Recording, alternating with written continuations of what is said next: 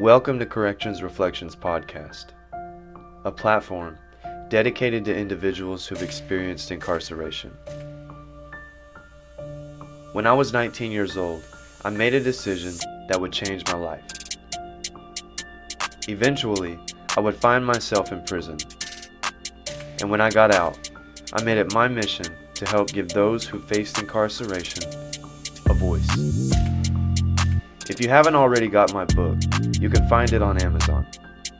The name of the book is Guilty, the story they never told.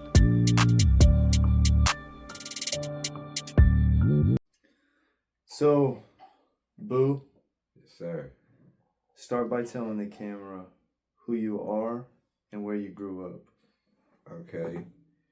Let's see. Well, first of all, they call me Boo. I mean, that's the name my grandma gave me. She barely spoke any English, so it was kind of easy for her to call me that instead of John. So she just always called me her Boo. So it just stuck. So that's what everybody knows me by in the streets. Shit, they even put it on my diploma when I graduated. That was crazy. I don't even know if that's legit or not. But I grew up in Dustin, Oklahoma, small town. Yeah, if you drive too fast, you probably go right through it. But you'd be surprised being there, everything that goes on, like anything that would go on in the hood or anywhere else. Man, it went on in Dustin too. We call it D-Town, but now it's like little Mexico. Like a little, you trying to hide, trying to get away from the trouble or whatever, hide from the laws, you go to Dustin. What kind of people are in Dustin? Like, what kind of race? Like, is it natives or? The natives, whites, blacks, you got a good mix of everything. Yeah. I grew up around everybody. See, my mom is Irish and Cherokee, so she's white. You know, and my dad, he's a native, so Muskogee Creek. So most of my family's around Dustin. So a lot of my family and cousins or whatever in Dustin, and a lot of good and bad people, you know, like everywhere else. What'd you do growing up? Did you like play sports or were you just in the streets, or what were you doing growing up? A little bit of both. For sure. Yeah, for sure we was hooping. You know, everybody's dream is to make it to the NBA. Yeah. Bro, and a little bit in the streets too. I was really a good kid growing up. I was a little bit of both. You know, around the adults, whatever, I was good, but you know, with my friends and everybody else, I could get into shit. So you know, like everywhere else. Let's see. What was your life like before any legal trouble started? Man, I felt like it was normal, I guess. I mean, we was all living in the struggle, but it felt normal to me. I mean, because everybody was living in the same. We was all on the same page. So, what did the struggle look like? Man, bro, it's like, I don't know. If you didn't have nothing at the house, right? You can usually you can go down to the neighborhood and find somebody to borrow something from. But every night where, bro, we just had scrambled eggs, you know, and that's it, you know, for the whole day. 'Cause that's all we had, you know. Or man, my dad used to laugh at me because when we was little, we used to get commodities and they had canned goods, and it was had fruit cocktail in it. But whenever I was hungry, my dad would say, "That's all we got."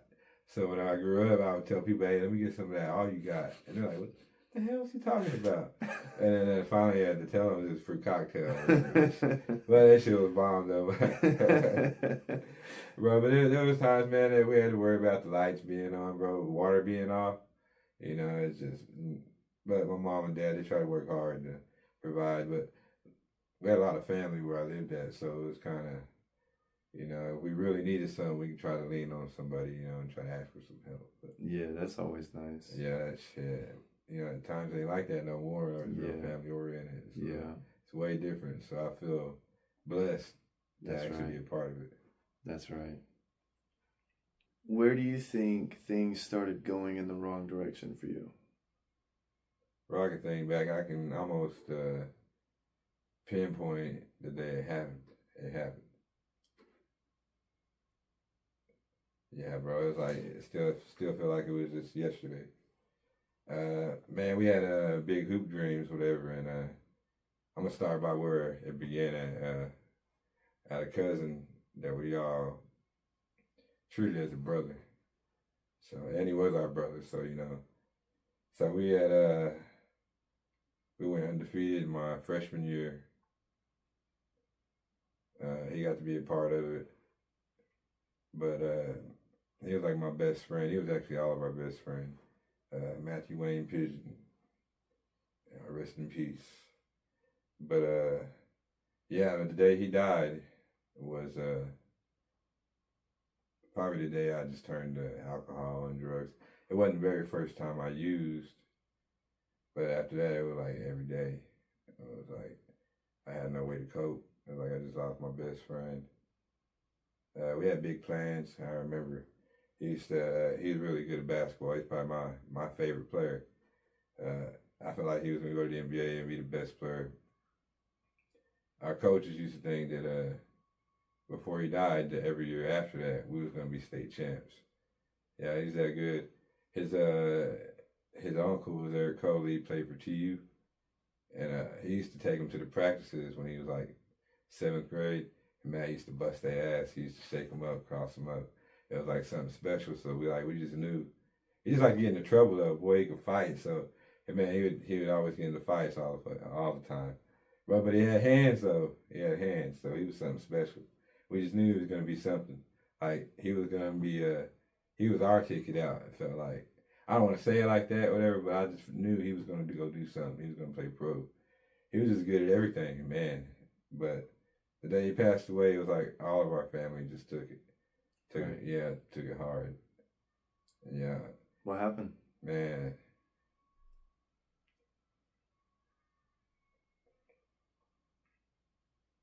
It's kind of hard. We really don't know the full truth. There's stories here and there, whatever, but he got into a car accident. Yeah, I got into a car accident and he didn't make it. Supposedly, when he wrecked and he stayed trapped in the car for hours before somebody found him. So so he struggled. So that hurt us all too. He just wanted to go home. It was I think it was Memorial Weekend, and he just wanted to go home and see his daddy. That was it. He should have stayed home. But he just wanted to see his dad. So he took the car. He just took our aunt's car and went for a drive and lost control. Somebody found him. We all got the call. Like I remember my dad picking up the phone and it was like he just started crying. I was like, I ain't never seen him cry like that. And I was like, I don't know. Somebody died. Then they said it was Matt. I was like, oh man. It's tragic. Yes sir. Gone but never forgotten though. We to this day, we still treat him like he's right here with us. That's right. I actually named my son, my baby boy, after him. Yeah, in honor of him. So. That's right. Yes, sir. What would you say the trouble looked like for you? Man, bro, we used to idolize gang culture. I mean, even though we was in the sticks, bro, it was like we had no guns like they did in Compton and like that, bro. But we were still wild. Yeah, it's like Menace to Society, Boys in the Hood, anything like that. Even New Jack City, Paid in Full, just drug dealer movies, gang banging movies. Like we didn't gang bang, but like the thug life, it was cool to us, So it was like regular. We used to wear Dickies, man. We used to drink 40s with the paper bag around them. We used to think it was cool as shit, smoke blunts. Some of us still do. Yeah, it was cool though. It was cool, but I seen the money that was being made from hustlers. Like that's who I idolized. Whatever. I was like, yeah, I want to be the richest drug dealer I know. So you had a lot of freedom in the streets, a lot of freedom growing up, in the sticks, in the streets. Uh-huh. Yeah, y'all had a lot of time on y'all's hands to be hoodlums. Yeah, bro, it was like lawless. Yeah. Yeah, we had Was cops there here any and there. cops out there? Man, here and there, bro, but like if you had to call county is like almost an hour away, bro, and they ain't trying to come to Dustin. Mm. Unless it's a murder or some shit like that, bro, they come out there, they be pissed. Like, damn, now I gotta drive all the way back home. You know, I used to hear people talk about no cops being out there. Yeah, bro, it's crazy. So yeah, we used to have a town cop, that Only one? yeah, one. Just one town every cop? once in a while we'd have just one, but that didn't last long. Like the town's not very big, so they don't have no funding. Mm. Yeah, to keep police, whatever. But yeah, it should be popping off down there though. Yeah, I've been through there a time or two. Yeah. I've had some dealings down there. No, It wasn't. Dustin's a different place. Tell me a little bit about Dustin.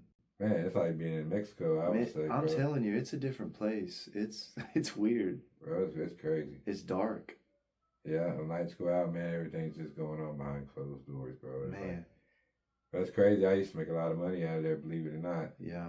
It was like people would come from out of town to come to Dustin. I've made some money down there. Yeah, bro, it's crazy. You trying to get away, you go to Dustin. It's not really the type of place you want to get away to, though. Yeah, I know. I guess you're just trying to duck off. Not no vacation spot, but I guess you're just trying to do some fucked up shit. Maybe. Looking back, what would you say were some of the warning signs that you ignored? Started lying to my mom and my dad, and I usually never lied to them.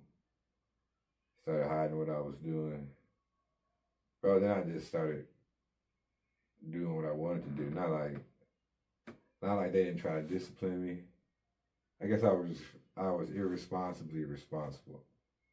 So man, I go and stay for days with one of my friends and not even tell them where I was at. But I guess if they didn't get the call that, I was dead, I was alright. Usually I was alright. Yeah. Yeah, so, well, I know if my kids did that, boy, it'd drive me crazy. But, Yeah. so I can understand where a lot of frustration, came from being parenting or whatever. So parenting frustrations with my mom and dad. But, bro, I go drink, I go stay in another town for like a week, take my clothes and just go. But I be with family. I wouldn't be no strangers, whatever. So I wasn't like I was just off of anybody's house, whatever. So they knew where I was at. But I drank, I smoked. So most of the time I was just trying to get out and kick it. Just out living life. Yeah. Living life in different ways, huh? Bro, it's crazy. It was a fun? time, I tell you. It was a time. Yeah. Yeah. Give me a lot of stories to talk about. Bro, man, me and the homies used to do some crazy shit. There's too many stories to tell, but. What led up to the moment you got arrested? Bro, tell you the truth, I was actually being good when I got arrested. I wasn't even doing anything wrong. Bro, I went to, my son was born prematurely, so we had to stay like a month at St. John's. Mm-hmm. Yeah, I think St. John's in Tulsa. No, St. Francis. Yeah, my bad, St. Francis. Yeah, we had to stay in St. Francis. Bro, it was stressful, man. He was born, they didn't think he was going to make it. He was the last baby born in Mogi Hospital. Him and his cousin. They was born just a day apart, probably a few hours apart, but on separate days. So they couldn't take care of an infant, so they had to transport my baby to Tulsa. And for 30 days, I had to go to the, what's that called? Where they keep all the babies and the NICU? Yeah, the NICU. Yeah. So every day I had to go there and wait for improvements, right? So Uh, so I had to stay in Tulsa at the Ronald McDonald House, and then I had to get a hotel for a couple of weeks. But the night I came home, right, came home, say what's up to everybody. My cousins, it was my Matt's dad's birthday. He was over there kicking it with the cousins, with the homies, whatever, and fucking they was drinking. And they was about to walk to the bar. We used to have a bar in Dustin, right there downtown. And they was about to walk to the bar, and I was like, shit, nah, I'll give y'all a ride. I ain't gonna let y'all walk. Shit, it was already, it was like 10 o'clock, some shit like that. Like, yeah, I ain't gonna let y'all walk. You know, I just got home, so I'm like, shit, I'm just trying to kick it. So I'm about to go drop them off, right? The bar's closed, and usually it's open. So I'm like, fuck it. Let's turn around. I'll give y'all a ride back home. Y'all ain't gonna have to walk. I'll take y'all back home. So, take them back to the crib, and then pull into the driveway, and man, just lights behind us out of nowhere. I was like, what the hell? And everybody's stunned, like, where the fuck these cops come from? Like, what the fuck? So, they pull up behind us, and I don't got my license, but the car is good. But it's got insurance, and it's legit or whatever. But the cop comes up to the door, and he's like, hey, buddy, you better have license and insurance. I said, I got insurance, but shit, I ain't got no license. He's like, what? Come here, I'm gonna show you why I pulled you over. So I get out, and I walk back to the back of the car. Bro, they grab me, hit me up, start handcuffing me. I like, hey, what the fuck? What they did was get me on off of private property, got me in the road, and arrested me instead of for public intox. Oh shit. So my cousin G, bro, he's like, he gets out, hey man, what are y'all doing? He ain't even do nothing but giving us a ride. Boy, they grab him, handcuff him. So now we both getting arrested or whatever. So now they think they got, I guess, probable cause to search the car. They really don't. And see, they ain't smelt no weed or nothing like that. They just know I ain't had no license. They got us both in the road and handcuffed us, said we was under the influence. So bro, I'm like, fuck. So they got us in the car. And I got my little brother in the car. I got my other cousin. And I got my uncle in there or whatever. I'm like, damn. So they go to search the car. And they're all still chilling. My brother, he's like 15, so he ain't doing nothing. He's just riding with his big brother. So he was in the car with us. Bro, he's in the car with us, and then they started searching. Roger, he's been locked up. You know, he been to Rikers Island, so he's been to plenty of jails. You know, that's a big jail in New York. So yeah. So he knows how to. He's encountered the law before, so he knows how to deal with police. So and it was his birthday, so he's drunk off his ass, bro. They was like, Roger, call him by his name. He's like, what? He's like, man, spell your name. Spells his name wrong, bro. So they start helping him, bro. He's like, man, it's my birthday, man. Y'all crooked, man. What y'all fucking with me for? It's my birthday. So he spelled his name with 2 L's. He's only got 1. Bro, so they get him. They lock him. They grab him, handcuff him. Bro, they start going through with my brother. Get him a sobriety test. So I could tell he's getting emotional. He's like, shit, what the? You know, I'm 15, I ain't even doing nothing. So they're trying to get him to do something wrong so they can lock him up. At this time, I'm in the whip, so my mom and them, they gotta walk all the way across town just to get to the car or whatever, so they can see what's going on. So they're on their way over or whatever. But they mess with my brother, and I was like, hey man, y'all quit fucking with him. He's 15. Finally, my mom and them get there, right? So they go finish. So they quit fucking with him. They go back to searching the vehicle, right? They grab all the beer out. Bro, they literally pour it out on top of the van. We're like, bro, I'm like, man, we're in the back of the car. Like, you believe this shit? They just pouring it out. Y'all watched them pour it out? We're all handcuffed inside the car. And they're just pouring it out. My mom and them was over there. They're pouring it out. They're like, y'all got to do that for real? And it was like, shit, just pouring it out. They don't give a fuck. So, damn. Hey, both of them cops ended up both getting fired for like misconduct. One of them later on, not for that shit. They didn't get in trouble for that shit. Yeah, they got off of that. No, not for that. No, but they both they all got fired for misconduct. One of them stole some evidence. The other one stole evidence and like tried to molest some boys from Hoganville, some shit like that. Damn. Yeah, that's on file too. So, but yeah, bro. So they go to searching the car, right? I got my cousin. He's drunk. He passed out in the back seat. He don't even know what's going on. Yeah, he's in the back. He's already passed out, so they get a search in the car, and they scare the shit out of him. He scares them. They scare him. They're like, "Oh shit, you!" So they hem him up, bro. They hem him up, pull him out of the car, put him in the other car. So we don't even know he's arrested yet, whatever. And we didn't know that happened until we got there, whatever. He told us. How many cop cars showed up? Two of them. Two of them, bro. I don't know what they was looking for. Like maybe they thought that. I don't know. They were just looking for something. I don't know. This was in Dustin? In Dustin, bro. Two of them pulled up on us, bro, and it was crazy, bro. Damn it. Yeah, also, so they hit us up, right? And they, so what they do is they make my mom and them pay them cash right there to not impound the car.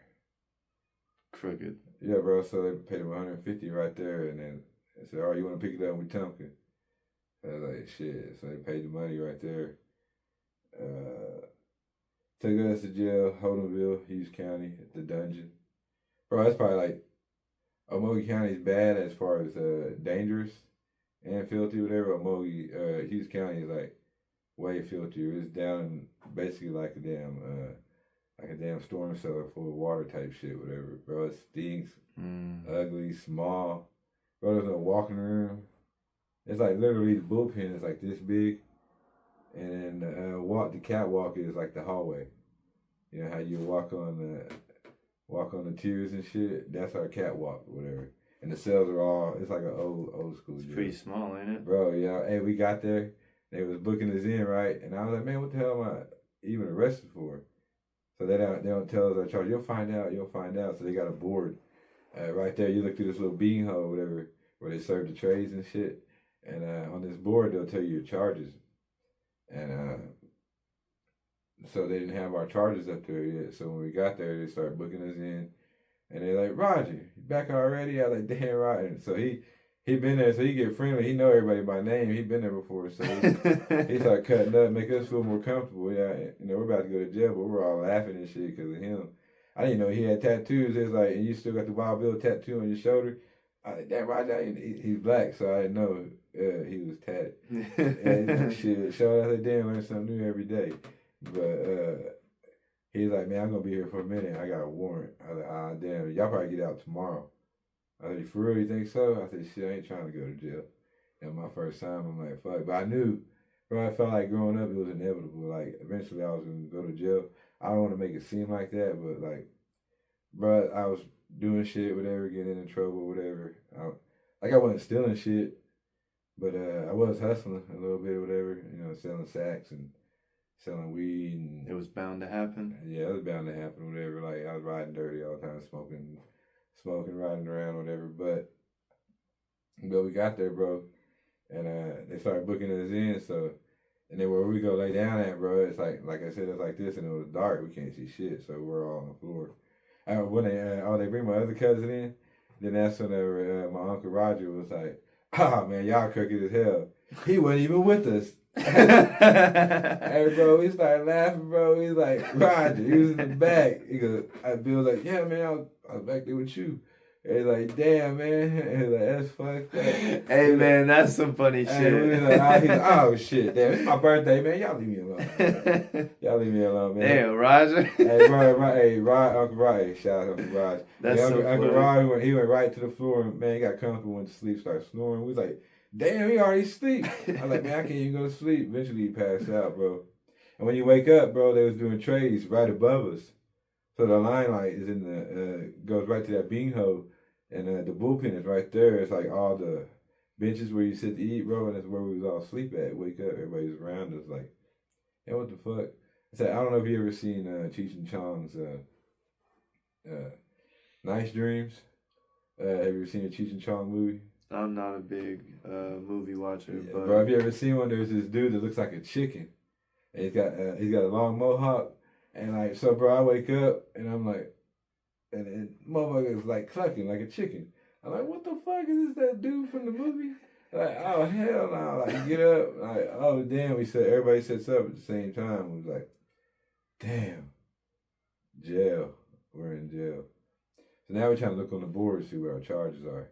Bro, they have you with possession, driving without a license, open container, possession, and DUI. I was like, what? I ain't do none of that shit. I'm looking at that board, man. They had my bond was like super high. I was like, I ain't got that kind of fucking money.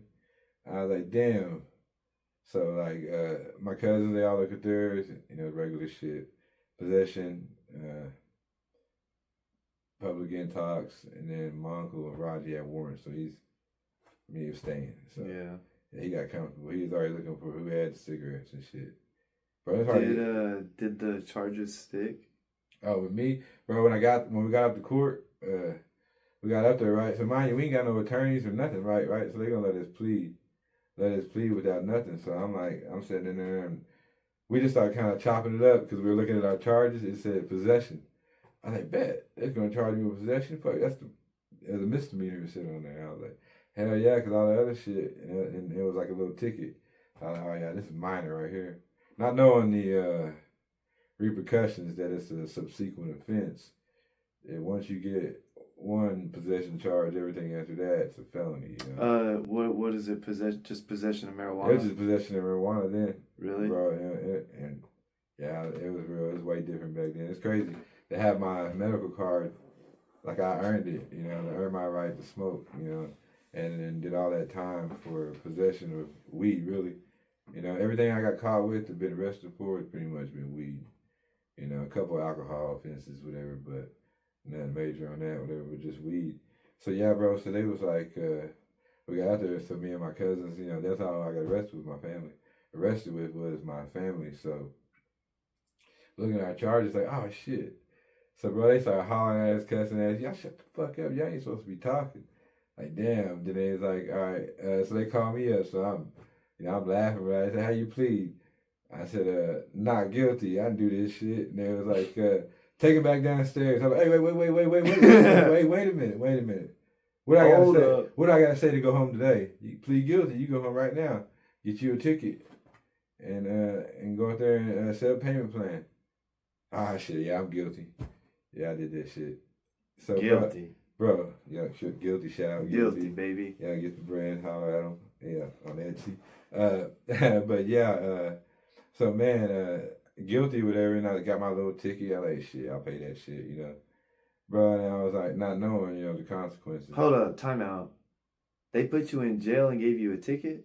Yeah, see, they had a whole bunch of other shit they were trying to charge me with, but when I got up to court, they want to charge me with possession, so, it was just a misdemeanor, and it was a ticket back then until you got your second charge. Oh, cool. So how old were you? Shit, I just turned 18, bro. 18? I was fresh. What year was this? 2004. 2004. Yeah, bro, back whenever we was really frowned upon. Guys got life for weed back then. Yeah. Yeah. I know a couple homeboys that went to prison for some weed charges. Yeah, possession charges. Little bitty misdemeanor charges today. Yeah, I know, right? It's just a ticket now. You get caught with it. So I'm like, feel crazy to grow up in that era where you can actually get that much time from. I actually got that much time. So, bro, it's crazy.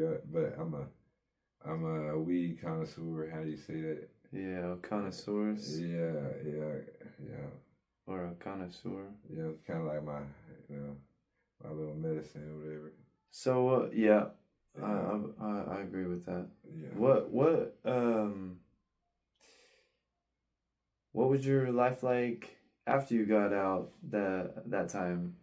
Bro, Tell me about that. It was just like to me, it was just like a story, like something to tell and talk about, we're chilling. I remember that time we got arrested, so it was kind of funny to me then until I got in trouble again, then I realized the repercussions of pleading without a lawyer at that, none of us had a lawyer, so not knowing that, shit, I think that's illegal, isn't it?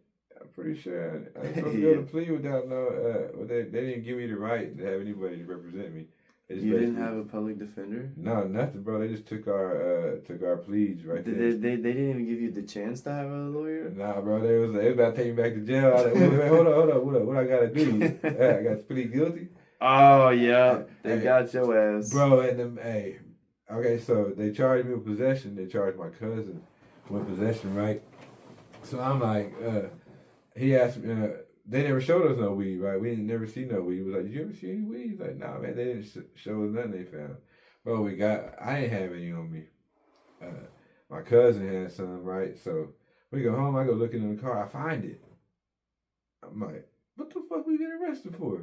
He's like, bro, I don't know, bro, but that's it. That was all right there. I said, yeah, they didn't show us nothing, but they still charged us with possession. I was like, fuck. So They didn't find it? hell no, they didn't find no weed. They just charged us with it. Charged us with possession, even though they didn't. They knew y'all smoked. Yeah, that's what they thought. They said it would smell like weed, whatever, and shit, whatever. But yeah, they said they charged us with possession, and they didn't even find the weed. So they didn't even look for it. But they looked. Oh, they did. They just didn't find it. Yeah. They looked. They just didn't find it. He had it hid under the seat. So it was like we had a van. So there were like plenty of hiding spots. It was an old school van too. So the seat split in the middle. Bro, and it was like the seat lay. Bro, it was a big ass van, and so like way underneath the seat, my cousin had stashed it. And so when I got home, I found it. You know, I hollered at him. I was like, "Hey, I found that weed. What you want to do?" Should have smoked that motherfucker. So. How much was it? She brought it was just a little pill bottle full. Oh yeah. We saw like a couple grams. A couple of blunts or whatever, you know. So roll it up, smoke it. Yeah. Talked about getting arrested, you know, like it was just something that happened. Yeah. And funny stories. Yeah, bro. We lived, you know. Yeah, we lived in Dustin, so it just felt like, you know, as long as we can make it here, it'd be alright. And so we didn't worry about we didn't have like big dreams back then, whatever. So we was all kind of doing our own little hustles, whatever. So making a little bit of money. So just but like being arrested wasn't stopping us from hustling. So. Is there a lot of people making it out of Dustin? Few success stories, but there are some, you know. Yeah, there are some. Bro, it feels like it's a black hole in Dustin a little bit. You know, like you get stuck there. If you don't get out, you know, you just going in circles. Like that's home. But I ain't been there so long, you know. So it's like, but I'll never forget where I came from, but bro, I can't go back. Yeah. Thanks for tuning in and being a part of this channel. If you enjoyed this one, leave us a like, comment, and subscribe. Be sure to follow us to stay connected. Follow us on TikTok at Corrections Reflections, and find the Guilty brand on Etsy at Corrections Co. This is Corrections Reflections with Will and Boo.